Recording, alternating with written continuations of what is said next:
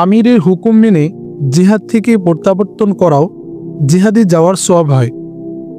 আমিরের হুকুম অমান্য করলে জিহাদ কেন, কোনো নেক আমলই কবুল হবে না। আমার কথা শুনে সে বলল, প্রিয়তম, আর কোনো দিন এসব নিয়ে বকবক করব না। দোয়া করবেন আপনাদের হুকুম যেন মেনে চলতে পারি, আর আল্লাহ যদি আমার রাস্তা খুলে দেন তাহলে কেউ আমাকে বাধা দিয়ে রাখতে পারবে না। অতঃপর পূর্বের পরামর্শ চাইলে উসাইদ বলল, মোহতারাম আমির সাহেব, আমরা দুজন তো অসুস্থ। যে মার মেরেছে আমাদের তা কবে নাগাদ ভালো হয় তা একমাত্র আল্লাহই জানেন। তবে আমার পরামর্শ হলো আরও 15 দিন অপেক্ষা করা, তারপর হামলা করা। এই 15 দিন আমরা ঘোরাফেরায় থাকব, অর্থাৎ এক স্থানে বেশি সময় থাকা আমাদের ঠিক হবে না। দুশমন থেকে গাফেল থাকা মোটেও উচিত নয়।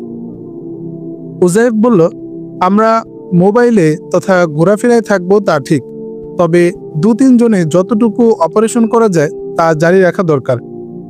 দেশের অবস্থা খুবই খারাপ। সারা দেশে মুজাহিদ তৎপরতা বন্ধ হয়ে গেছে। আমরা যে কয়জন এখানে আছি এরা ছাড়া মনে হয় আর কোনো মুজাহিদ জীবিত নেই। একজনও যদি থাকতো তবে কোনো না কোনো এলাকায় হামলা করত। আজ 2-3 মাস যাবৎ পত্রপত্রিকায় হামলার কোনো সংবাদ আসছে না। আমরা বসে বসে সময় নষ্ট না করে ছোটখাটো হামলা চালিয়ে যাব, আর এ হামলা হবে শুধু মুনাফিক খতম করা। এই পরামর্শ যদি আমির সাহেবের নিকট গৃহীত হয় তবে বলবো 3 জন ইমাম আছে, তারা পাশাপাশি মসজিদের হুজরায় থাকে, এদেরকে এক রাত্রেই উঠিয়ে নিয়ে আসা যাবে। এ ব্যাপারে হজরত মুফতি সাহেবের মতামত শুনতে চাই। উজাইফের কথা শুনে আমি চমকে উঠে জিজ্ঞাসা করলাম, তাহলে কি আমাদের মধ্যে কেউ মুফতি আছেন? কে সে ব্যক্তি? উজাইফ আঙ্গুলের ইশারায় দেখিয়ে বলল, ইনিই তো মুফতি, ভাই আব্দুর রহমান। আমি খুবই বিস্মিত হয়ে বললাম, জনাব, আমার অপরাধ কি মাফ করবেন? আপনার চালচলন ও কথাবার্তায় আপনাকে বড় আলেম হিসেবে মনে করতাম, কিন্তু কেন যেন আপনাকে আমাদের মাঝে লুকিয়ে রেখেছেন। যদ্দুরুন আমি না জেনে অনেক সময় অনেক কাজের হুকুম দিয়েছি, তা না দিলেও পারতাম। অতএব আমি ক্ষমা প্রার্থনা করছি। আল্লাহর হস্তে ক্ষমা করে মহত্বের পরিচয় দিবেন বলে আশা রাখি। আমার কথা শুনে মুফতি আব্দুর রহমান সাহেব বললেন, জিহাদের ময়দানে উঁচু নিচু সব সমান। তাকাব্বুরি আর গৌরবী ধ্বংস করার স্থানই হলো জিহাদের ময়দান। জিহাদে আসার পরও যদি আমাকে মুফতিয়ানা পোশাকে সাজিয়ে রাখি আর আমির সাহেব আমাকে মান্য করে কোনো দায়িত্ব না দেন, তাহলে আমার মতো কম বক্ত আর কি হতে পারে? আমাকে আমি মিটিয়ে দিতে পেরেছি বলে আল্লাহ আমাকে দয়া করে জিহাদের মতো গুরুত্বপূর্ণ আমল করার সুযোগ দান করেছেন। তা না হয় এতদিনে বলশেভিকদের গোলামি করতে হতো। আমার সম্মুখে যদি একজন কালো, কান কাটা, ঠোঁট মোটা গোলামকেও আমির হিসেবে আনা হয় তবে তাকে আমি মানতে পারবো, কোনো অসুবিধা হবে না। আর আমাদের প্রিয় নবীর নির্দেশও তো এটাই। এসব নসিহতের পর তিনি বললেন, আমারও খেয়াল হামলা চালিয়ে যাওয়া, সময় আর নেই, বসে থাকা আমাদের জন্য আর ঠিক হবে না। যে কয়জনে যা করা সম্ভব তাই করতে হবে, এখন হজরতের মর্জি। ওনাদের পরামর্শে আমিও একমত হয়ে হামলা চালিয়ে যাওয়ার ইজাজত দিয়ে দিলাম। আমরা সন্ধ্যার পর আহারাদি করে অস্ত্রশস্ত্র ও গোলাবারুদ যা লওয়ার প্রয়োজন তা নিয়ে অপারেশনে যাওয়ার প্রস্তুতি নিচ্ছি। পরামর্শক্রমে আমার সাথে নিলাম মুফতি আব্দুর রহমান ও মাওলানা ইজ্জতুল্লাহ আরিফিনকে। বাকি 4 জনকে মোর্চার হেফাজতের জন্য রেখে দিলাম। 2 জন রোগীর প্রতি বিশেষ নজর রাখার জন্য উপদেশ দিলাম। অতঃপর 3 জনে 3টি ঘোড়া নিয়ে মোর্চা ত্যাগ করলাম। বিদায়ের সময় সাইমা অঝোর নয়নে কেঁদে কেঁদে বুক ভাসাচ্ছিল আর আল্লাহর দরবারে কাতর সুরে প্রার্থনা করছিল যে, হে আল্লাহ, তুমি এই ক্ষুদ্র কাফেলার হেফাজতকারী হয়ে যাও। প্রভু, তুমি যদি তাদেরকে সাহায্য না করো তাহলে কে করবে তাদের সাহায্য? তোমাকে ছাড়া তো আর কোনো সাহায্যকারী নেই। এই ক্ষুদ্র কাফেলাকে তোমার কুদরতি হাতে সোপর্দ করলাম। সমস্ত বিপদ আপদ হতে রক্ষা করে আবার আমাদের মাঝে ফিরিয়ে আনো। আমিন ইয়া রাব্বাল আলামিন। আমরা বিদায় নিয়ে বনের ভিতর দিয়ে আঁকাবাঁকা পথে চলতে লাগলাম। রাত 12টার দিকে বনাঞ্চল পেরিয়ে লোকালয়ে পৌঁছলাম। অশ্বের খুর ধ্বনিতে যেন মানুষ টের না পায় আমরা সেভাবে চলতে লাগলাম। কোথাও কোনো জনমানবের চিহ্ন নেই, নেই কোনো কোলাহল। গোটা এলাকা শীতের কালো চাদর মুড়ি দিয়ে গভীর শয্যায় শায়িত। দূর আকাশের অগণিত তারকারাও যেন আমাদের সাথে আকাশপথে চলছে। মাঝে মধ্যে দু একটি কলা বাদুড়ের ডানার শব্দ কানে আসছে। জোনাকিরা মাঝে মাঝে একটু দূর দিয়ে ছোটাছুটি করছে। এতে রাতের শোভা অনেকটা বৃদ্ধি পেয়েছে। রাত 2টার দিকে আমরা উজাইফের দেয়া নকশা অনুযায়ী প্রথম মসজিদে গেলাম। দুঃখের বিষয়, হুজরাখানার বাইরে রয়েছে তালা ঝোলানো। এত কষ্ট করে এসে যদি শিকার না পাওয়া যায় তবে কষ্ট বৃথা যায়। আমাদের মন খারাপ হয়ে গেল। আবার আল্লাহ পাকের উপর ভরসা করে দ্বিতীয় মসজিদের দিকে অগ্রসর হলাম। প্রথম মসজিদ থেকে দ্বিতীয় মসজিদের দূরত্ব প্রায় 1 কিলোমিটার। আমরা আস্তে আস্তে চললাম। মসজিদের একটু দূরে অশ্বগুলোকে বেঁধে রেখে চললাম পায়ে হেঁটে। মসজিদের প্রায় নিকটে পৌঁছতেই কিছু লোকের ক্ষীণ আওয়াজ কানে এলো। আমরা চলার গতি থামিয়ে এদিক সেদিক তাকালাম, কিন্তু কিছুই দৃষ্টিগোচর হলো না। মুফতি সাহেব হাতের ইঙ্গিতে সবাইকে শুয়ে পড়তে বললেন। আমরা অস্ত্রগুলো বুকের নিচে রেখে শুয়ে পড়লাম। হঠাৎ দেখি মসজিদের হুজরা থেকে এক ঝলক আলো এসে সামনে চত্বর আলোকিত করে দিল। এর মধ্যে দুজন লোক মনে হয় পেশাব করতে বেরিয়েছিল। এরা বাইরে একটু পায়চারি করে হুজরা অভ্যন্তরে চলে গেল। সাথে সাথে দরজাও বন্ধ হয়ে গেল। তারপর আমরা ক্রলিং করে আস্তে আস্তে হুজরার প্রাচীরের নিকট চলে গেলাম। তারপর আমি আস্তে আস্তে বাতায়নের পাশে আমাকে আড়াল করে দাঁড়িয়ে সরু ছিদ্রপথে একটু চোখ লাগিয়ে দেখলাম উক্ত রুমে লোক সংখ্যা 9 জন। শশক শাবকের ন্যায় কান দুটি খাড়া করে তাদের গোপন পরামর্শ এবং কথোপকথন শুনতে লাগলাম। এদের কথাবার্তা ও আলাপ আলোচনায় ধরে নিয়েছি 9 জনের মধ্যে 3 জন হলো 3 মসজিদের ইমাম ও অন্যরা এলাকার বলশেভিক মাস্তান। ওরা পরস্পর আলাপ করছিল এবং চা পান করছিল। তাদের পার্শ্বে কতগুলো অগ্নেয়াস্ত্র শোভা পাচ্ছিল। তাদের সম্মুখে ছিল কতগুলো দামি দামি কাপড়, আর তার এক পার্শ্বে ছিল বেশ কিছু টাকা পয়সা আর স্বর্ণালঙ্কার। এসব কিছু দেখে বুঝতে পারলাম এটা আর কিছু নয়, এগুলো দিনদার পরহেজগার ও আলেমদের বাড়িঘর লুট করে এনেছে। পাষাণ্ডরা না জানি কত মুসলিম ললনার শরীরে হাত দিয়ে এইসব জেওরাত পাতি ছিনিয়ে এনেছে। কত পরিবারকে না জানি ওরা পথের ভিখারি বানিয়ে তাদের সহায় সম্পদ লুটে এনেছে। মা বোনের ইজ্জত যে হরণ করেনি তা কে জানে। এরা যে দারুণ অসভ্য এতে কোনো সন্দেহ নেই। ওদের মধ্যে থেকে একজন বলল, হুজুর, এসব রুহানিরা আর জিন্দেগিতে আমাদের বিরোধিতা করবে না। অন্য একজন বলল, হুজুর, মানুষের ঘরে এত জিনিসপত্র ও টাকা পয়সা এলো কোত্থেকে? নিশ্চয়ই এরা গরিবের হক নষ্ট করে এসব অর্থের মালিক হয়েছে। অপর একজন বলল, আরে না, মৌলবাদীদের কৌশল অন্যরকম। তারা কাল্পনিক জান্নাত আর জাহান্নামের ভয় দেখিয়ে অনেক টাকা মারে। ওরা বলে দান খয়রাত করলে জান্নাতে যাওয়া যাবে, বালা মুসিবত দূর হবে, কবর আযাব মাফ হবে। এসব কিছু বলে ধোকা দিয়ে তাদের দ্বারা দোয়া করায়, এতেও পায় প্রচুর টাকা। আরেকজন বলল, আরে বাদ দাও বেহুদা কথা। ওরা যেভাবে ইচ্ছা সেভাবেই মাল জমা করুক, আমরা তো আছি। ওরা মাল না জমালে আমরা আনবো কোত্থেকে? এসব আলাপ আলোচনার পর একজন হুজুরের নিকট জিজ্ঞেস করল, হুজুর, এগুলো কিভাবে বন্টন করা আপনার হাতে করুন? লম্পট হুজুর বলল, এগুলো মালে গনিমত। সরকারের বিরোধিতা যারা করে তারা বাগী বা রাষ্ট্রদ্রোহী। এদের বিরুদ্ধে যুদ্ধ করা জায়েজ। তাদের মাল ও মেয়েরা আমাদের জন্য হালাল। আমাদের প্রয়োজনীয় কিছু রেখে বাকিগুলো গরিবদের মধ্যে বন্টন করে দাও। অতঃপর 9 জনের মধ্যে টাকা পয়সা ও স্বর্ণালঙ্কার বন্টন করে কাপড় চোপড়গুলো গরিবদের জন্য রেখে দিল। তারপর আগামীকাল রাত্রে কোন কোন বাড়ি লুট করবে তাদের নাম লিস্ট করলো এবং কার কি দায়িত্ব তা বুঝিয়ে দিল। থানা থেকে মুক্তিপ্রাপ্ত ইমাম সাহেব বলল, আর্মিদেরকে মুজাহিদদের সংবাদ দেওয়ার কারণে চাবুক খেয়েছি, রক্ত ঝরিয়েছি। এখন আর চুপ থাকবো না। তারা সরকারের বেতন খায় বসে বসে।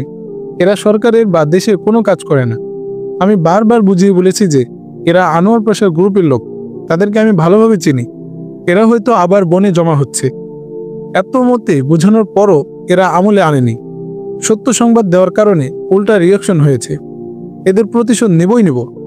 আর মুজাহিদদেরও 12টা বাজাবো। আমি আগামীকাল 3 জনকে কাঠুরিয়া বেশি বনে পাঠাবো। ওরা বনে বনে তালাশ করে মুজাহিদদের আস্তানার সন্ধান করবে। বনের মধ্যে যদি ঘোড়ার পায়ের চিহ্নও পাওয়া যায় তাহলে বুঝবো নিশ্চয়ই মুজাহিদরা রয়েছে। কাঠুরিয়াদের সংবাদ পেলেই আমি চলে যাব আর্মি হেডকোয়ার্টারে। সেখানে গিয়ে আমি সব ঘটনা খুলে বলবো। তখন জেনারেলরা বনে অভিযান চালাবে। আর ওই সব সেনাদেরকে বিনা বেতনে চাকরি করাবে। অন্য এক ইমাম বলল, আমাদের হুজুরের চিন্তা খুবই সুন্দর, এভাবেই কাজ করতে হবে, তা না হয় কিছুই করা যাবে না। আমি এসব বদমাইশ আর লম্পটদের কথা শুনে ঠিক থাকতে পারিনি। আমার পা থেকে মাথা পর্যন্ত রক্তের স্রোত বয়ে গেল। মন চাচ্ছিল এদেরকে কাঁচা চিবিয়ে খেয়ে ফেলি। আমার অনিচ্ছা সত্ত্বেও দন্তপাটি ঘর্ষণ আরম্ভ করে দিল। আমি মনে মনে ইরাদা করলাম, এদেরকে কিছুতেই ছাড়া যাবে না। সবগুলোকে হত্যা না করা পর্যন্ত স্বাদ মিটবে না, রাগ দূর হবে না, কলিজা ঠান্ডা হবে না। তারপর ভাবছিলাম, এখানে তো গনিমত প্রচুর পরিমাণে পাওয়া যাবে। আবার ভাবলাম, না, এগুলো তো তাদের পরিশ্রমের অর্থে অর্জিত সম্পদ নয়। সবগুলো অর্থই ডাকাতি করে আলেম ওলামাদের বাড়ি থেকে এনেছে। এগুলো তাদের সম্পদ নয়, অতএব মালে গনিমত হবে না। তবে অর্থ আর স্বর্ণগুলো উদ্ধার করতে পারলে কোনো সুরতে মালিকদের নিকট পৌঁছানো যেতে পারে। তাই এগুলো কিভাবে হেফাজত করা যায় তা নিয়ে চিন্তা করতে লাগলাম। অনেক চিন্তার পরও মাল হেফাজতের কোনো উপায় খুঁজে পেলাম না। এরা হয়তো কিছুক্ষণের মধ্যে যার যার বাড়ি চলে যাবে। এরা যদি রুম থেকে বেরিয়ে পড়ে তাহলে হত্যা করা খুবই কঠিন হবে। ওরাও তো অস্ত্রধারী, সহজে কাবু করা যাবে না। এসব ভেবে চিনতে সাথীদের বললাম, আপনারা একটু দূরে গিয়ে পজিশন নিন। আপনারা আমার হেফাজতের জন্য তৎপর থাকবেন। আমি গ্রেনেড ছুঁড়ে এদেরকে শেষ করব। কিন্তু গ্রেনেড নিক্ষেপের কোনো রাস্তা ছিল না। দরজা জানালা সবই ছিল বন্ধ। আমি সাথীদের দূরে সরিয়ে দিয়ে খুব সন্তর্পণে দরজার বাইরে গ্রেনেডের রিং খুলে দাঁড়িয়ে রইলাম। এরই সামান্য একটু পরে দরজা খুলে গেল। এবার আর কি, আল্লাহর নাম নিয়ে গ্রেনেড ভিতরে ঢুকিয়ে দিলাম। বিকট শব্দে হুজরা প্রকম্পিত হয়ে উঠল। যে দরজা খুলেছিল সে চিৎকার দিয়ে দৌড়ে পালাচ্ছিল, কিন্তু 10 কদমও যেতে পারেনি। সে মুফতি সাহেবের হাতে ধরা পড়ে গেল। এদিকে হুজরার 8 জন ক্ষতবিক্ষত হয়ে প্রাণ হারালো। রুমটি সাথে সাথে অগ্নিগিরিতে পরিণত হয়ে গেল। মুনাফিক দিয়ে তাজা রক্তে হুজরা গোসল করল। গ্রেনেড বিস্ফোরণের শব্দে আশপাশের লোকজন জাগ্রত হয়ে ভয়ে ছোটাছুটি করতে লাগলো। আমরা বিলম্ব করে সময় নষ্ট না করে অশ্ব নিয়ে সরে আসতে লাগলাম। বন্দিকে মুফতি সাহেব তার ঘোড়ায় তুলে নিলেন। এদিকে সুবহে সাদিক হয়ে গেছে। পূর্ব আকাশে কিছুক্ষণের মধ্যেই রাঙা রবি উদিত হবে। আমরা অশ্ব থেকে অবতরণ করে নামাজ আদায় করলাম। নামাজ শেষ করে আবার আমরা ঊর্ধ্বশ্বাসে অশ্ব হাঁকালাম। আবাল বৃদ্ধা বনিতারা আমাদের দিকে চেয়ে রইল, কিন্তু কিছু বলার সাহস পায়নি। আর আমরা যে মুজাহিদ তা তারা সহজেই বুঝতে পেরেছে। সকাল 10টার দিকে আমরা লোকালয় পেরিয়ে অরণ্যের ভিতর ঢুকে পড়লাম। উঁচু নিচু বন বাদার পেরিয়ে দুপুর 12টার দিকে মার্কাজে পৌঁছলাম। তারপর নদীতে গোসল করে বন্দিকে নিয়ে খানা খেলাম। অতঃপর বন্দিকে বেঁধে রেখে আমরা শুয়ে ঘুমিয়ে গেলাম। সাইমা আমার পাশে বসে দাড়িগুলো নিয়ে খেলা করছিল। বিকেল 2টায় নামাজ আদায় করে সাথীদের নিয়ে বসলাম এবং সম্পূর্ণ কারগুজারি শোনালাম। সকলেই সফল অভিযানের জন্য নফল নামাজ পড়ে আল্লাহর প্রশংসা ও গুণকীর্তন গাইতে লাগলো। তারপর বন্দিকে নিয়ে বসলাম এবং তার থেকে অনেক গুরুত্বপূর্ণ তথ্য সংগ্রহ করলাম। তারপর বন্দিকে বললাম, তওবা করে আবার মুসলমান হবে? অসভ্য বলল, আমি তো মুসলমানই, আবার মুসলমান হব কেন? উত্তরে আমি বললাম, কমিউনিস্টে বিশ্বাসী হলে তার ঈমান থাকে না, তারপরও তার মধ্যে কোনো পরিবর্তন নেই। আমরা তার ব্যাপারে নিরাশ হয়ে সাইমাকে বললাম তাকে হত্যা করার জন্য। সাইমা ব্রাশ ফায়ারে তাকে ঝাঁঝরা করে দিল। এটাই তার প্রথম অপারেশন। 9 জন মুনাফিক হত্যার সংবাদ ছড়িয়ে পড়ল সবখানে। লাশ দেখার জন্য ভোর থেকে নেমে এলো জনতার ঢল। আবাল বৃদ্ধ বনিতা কেউ বাদ পড়েনি। থানায় সংবাদ দিলে থানা থেকে এক ভ্যান পুলিশ এসে সবকিছু দেখলো, শুনলো ও বুঝলো। তারপর লাশ থানায় নিয়ে ময়না তদন্তের জন্য পাঠিয়ে দিল হাসপাতাল মর্গে। ময়না তদন্তের পর লাশগুলো অলি ওয়ারিসদের হাতে হস্তান্তর করল। এজাহার লেখা হলো মুজাহিদদের অতর্কিত আক্রমণে নিহত হয়েছে। উক্ত হত্যাকাণ্ডের নেপথ্যে এলাকার কোনো লোকজন জড়িত কি না সে তথ্য সংগ্রহের জন্য ছেড়ে দেওয়া হলো 6 জন গোয়েন্দা। আর প্রকাশ্যভাবে পুলিশ রাতও তল্লাশির উপর তল্লাশি চালিয়ে যাচ্ছে। সুখের বিষয়, এলাকার কোনো লোকজনের উপর কোনো দোষ চাপিয়ে দেয়নি। গোয়েন্দাদেরও দৃঢ় বিশ্বাস জন্মালো মুজাহিদরাই সুপরিকল্পিতভাবে এই হত্যাকাণ্ড ঘটিয়েছে। এলাকার পরিস্থিতি সম্পর্কে খোঁজ নেওয়া এবং কী ধরনের প্রতিক্রিয়া সৃষ্টি হচ্ছে তা জানার একান্ত প্রয়োজন। এসব তথ্য সংগ্রহ করতে না পারলে সামনে কী ধরনের পদক্ষেপ নেওয়া যায় তা স্থির করা খুবই মুশকিল। তাই সবাইকে নিয়ে পরামর্শ করলাম কিভাবে কি করা যায়। উসাইদ বলল, খুবাইব ভাই, এলাকার তথ্য অবশ্যই সংগ্রহ করতে হবে, এতে কোনো অলসতা করা যাবে না। এর আগে আমাদের সিদ্ধান্ত নেওয়া দরকার আমরা কোথায় অবস্থান নেব। আপনারা অপারেশন করে যখন ফিরছিলেন তখন তো ছিল ভোরবেলা। বনের ভেতর ঢুকতে ঢুকতেই সময় হয়েছিল সকাল 10টা। এর মধ্যে অনেকেই দেখেছে আপনারা বনে ঢুকেছেন। দুশমনরা এটাই ভাববে যে মুজাহিদরা বনে আছে। উকান দুজের মতো প্রচণ্ড শক্তি নিয়ে আক্রমণ করে বসতে পারে। এর আগেই আমাদের সতর্ক হয়ে যাওয়া দরকার, তা না হয় কিন্তু। উজাইব বলল, ভাই তোমার কথা সত্য, তবে এই স্থান ত্যাগ করা অত সহজ মনে করো না, কারণ আমি এখনো সোজা হয়ে দাঁড়াতে পারছি না। একটু নড়াচড়া করলে জখম থেকে রক্ত ছুটে। জখমগুলো মনে হয় আগের চেয়ে তাজা হয়ে গেছে। আবার খাদ্যদ্রব্য ও ঔষধ ফুরিয়ে গেছে। এসব সংগ্রহ ছাড়া কোথাও পা বাড়ানো কি ঠিক হবে? আর এখানে থাকাও মোটেও নিরাপদ নয়। এখন খুব চিন্তা করে পদক্ষেপ নিতে হবে। আমির সাহেব সব দিক লক্ষ্য করে যে ফয়সালা দেন আমরা তা মাথা পেতে নিব। তাইমা খিমার অভ্যন্তরীণ থেকে ক্ষীণ স্বরে বলল, হে আমার মুজাহিদ ভাইয়েরা, আমাদের চারদিকে বিপদ আর বিপদ। আল্লাহর রহমত ছাড়া আমাদের কোনো উপায় নেই। চলুন সবাই মিলে আল্লাহর দরবারে প্রার্থনা করি। সকলের কথাবার্তার অন্তরালে ভয়, ভীতি ও আতঙ্কের ছাপ লেগে আছে। আমার মনের গহীনেও এমন একটা কিছু লুকিয়েছিল। তারপরও অভয় দিয়ে বললাম, ভাই সব, আমরা কিয়ামত পর্যন্ত বেঁচে থাকবো তা বিশ্বাস করি না। দুনিয়া থেকে তোমাকে আমাকে অনিচ্ছা সত্ত্বেও চলে যেতে হবে। সেই চলে যাওয়াটা যদি আল্লাহর রাস্তায় হয় তবে কতই না উত্তম, কতই না উত্তম। তোমরা ভয় পেও না, হীনবল হইও না। আমি যাচ্ছি সংবাদ ও হাট বাজার করে আনতে, আর তোমাদের চিকিৎসারও একটা ব্যবস্থা করব। যা কিছু করি না কেন সুস্থতার প্রয়োজন আছে। তোমরা দোয়া করতে থাকো, আমি দুদিনের মধ্যেই ফিরে আসব। অতঃপর স্টেন গানটি ম্যাগজিন ভরে কম্বলের নিচে কাঁধে ঝুলিয়ে নিলাম এবং 2টি গ্রেনেড ও 5 ম্যাগজিন গুলি নিয়ে অশ্বে আরোহণ করে ভিন্ন পথে মিকাইলের দিকে রওনা হলাম। সাইমা আমার অশ্বের বাগডোর টেনে ধরে রাস্তা আগলে দাঁড়ালো এবং বলল, প্রিয়তম, আমাকে রেখে তুমি একাই চলে যাচ্ছ? দোয়া করি আল্লাহ যেন তোমাকে আবার আমার বুকে ফিরিয়ে আনেন। এই বলে সে কিছু টাকা বের করে আমার হাতে দিতে দিতে বলল, প্রিয়তম, এই টাকাগুলো দিয়ে আমার জন্য কাফনের কাপড় খরিদ করে নিয়ে আসবেন। কখন কি হয় জানা নেই, কাফনের কাপড় সাথে রাখা দরকার। সাইমার হৃদয় বিদারক আকুতি শুনে আর তার আখি যুগলের পানি টপ টপ করে পড়তে দেখে আমি স্থির থাকতে পারলাম না। অনিমেষ নয়নে তার দিকে তাকিয়ে রইলাম। এর মধ্যে আমার দাড়িগুলো অস্ত্র দিয়ে গোসল করে নিল। তারপর তাকে কন্ত্রণরত অবস্থায় রেখে আমার কর্তব্য পালনে অশ্ব হাঁকালাম। কিছুক্ষণের মধ্যেই সাইমার দৃষ্টির আড়ালে গভীর বনে হারিয়ে গেলাম। বিকাল 6টা। সন্ধ্যার আগমনী গান গেয়ে পাখিরা উড়ে বেড়াচ্ছে। সূর্য লাল আভা ছড়িয়ে গোধূলির আগমন বার্তা জানিয়ে দিল। আমি চিন্তা করলাম, এ অসময়ে শহরে প্রবেশ না করে হারেস মিকাইলের বাসায় রাত্র যাপন করি। তার কাছ থেকে অনেক সংবাদ পেতে পারি। তাছাড়া আমার তো ওয়াদা ছিল আবার আসব। কমাস আগে আমি যখন কফিনে অস্ত্র লুকিয়ে অ্যাম্বুলেন্স নিয়ে বিদায় হচ্ছিলাম, তখনও মাহমুদা আমার নিকট থেকে ওয়াদা নিয়েছিল। আজ সে ওয়াদা পূরণের সময় এসেছে। এটাই সুবর্ণ সুযোগ। তাই চলে গেলাম হারিস মিকাইলের বাসভবনে। ততক্ষণে সূর্য অস্ত গিয়েছে। আমি প্রথমেই ডাকলাম মাহমুদাকে, কিন্তু কোনো সাড়া পেলাম না। কয়েকবার ডাকার পর এক মেয়েলি কণ্ঠ ভেসে এলো, মাহমুদা বাসায় নেই, আপনি কে?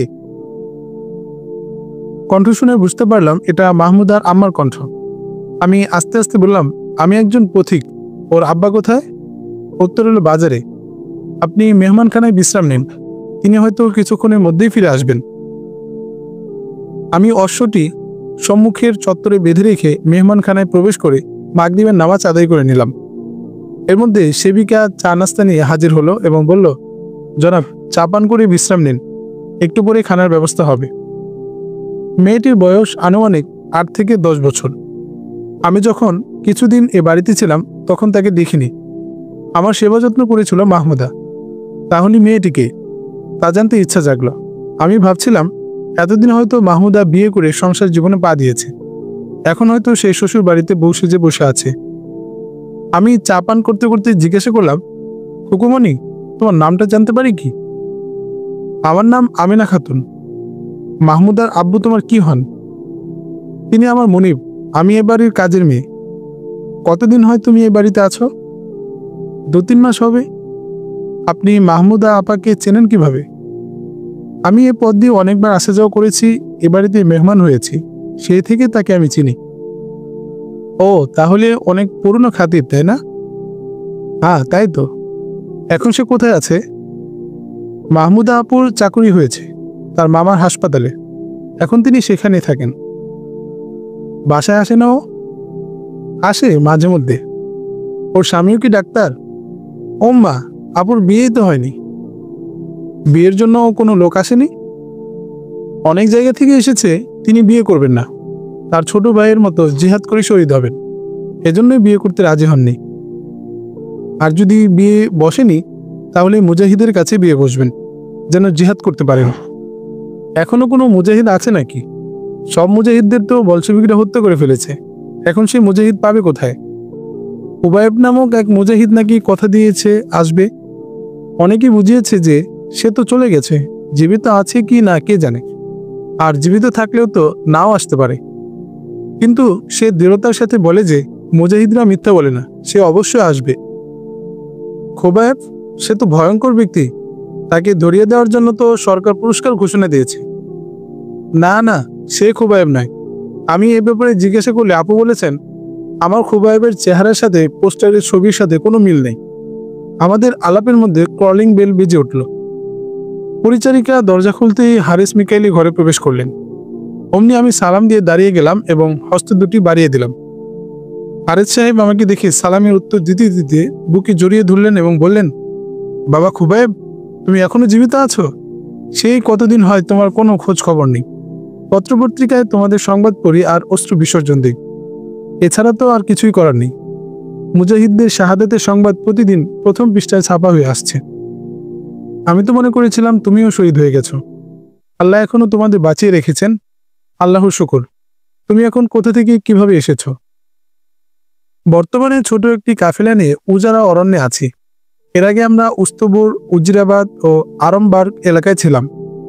জানতে পারলাম বলশেভিকরা মিকাইলের মুসলমানদের উপর খুব জুলুম অত্যাচার করছে। এর প্রতিশোধ নেওয়ার জন্যই আমরা এত দূর পথ সফর করে এসেছি। আমাদের গুরুত্বপূর্ণ দুজন সাথী থানায় বন্দী ছিলেন, আল্লাহ তাদেরকে মুক্ত করার ব্যবস্থা করেছেন। তবে সীমার বাইরে নির্যাতন হয়েছে তাদের উপর। বর্তমানে দুজনই শয্যাগত। তা না হয় 2-4 দিনের মধ্যেই বড় ধরনের একটা হামলা করার খেয়াল ছিল, তার এখন সম্ভব নয়। বলুন চাচাজান, এলাকার কি অবস্থা? আমার প্রশ্নের উত্তরে তিনি বললেন, সব আলাপই হবে, চলো এখন নামাজ পড়ে খানা খেয়ে নেই, তারপর অনেক আলাপ হবে। এই বলে তিনি আমার জন্য অজুর পানি ও জায়নামাজ নিয়ে এলেন। অতঃপর অজু করে দুজনের নামাজ আদায় করলাম।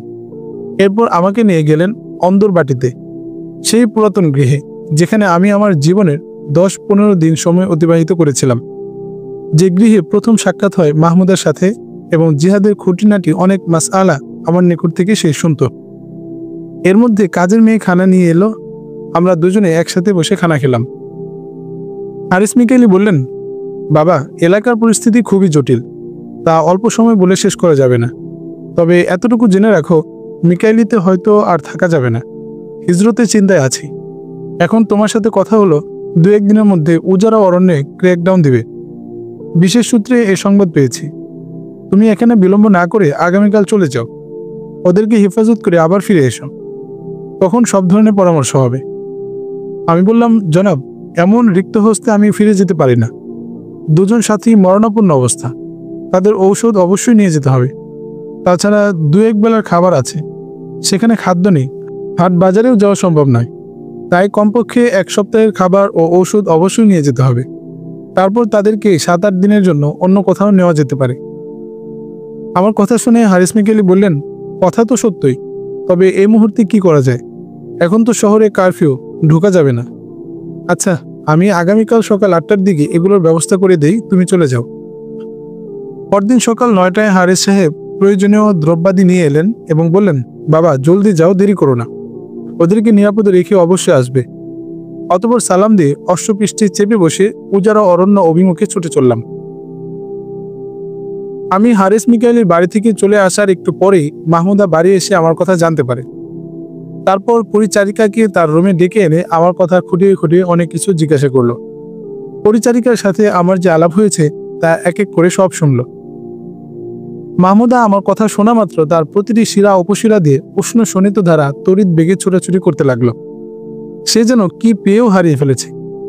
আমি তার সাথে দেখা না করে চলে আসব, এটা তার বিগলিত অন্তর কিছুতেই মানছিল না। সে কারো কাছে কিছু না বলে আমার অশ্বের পদচিহ্ন ধরে হাঁটতে লাগলো।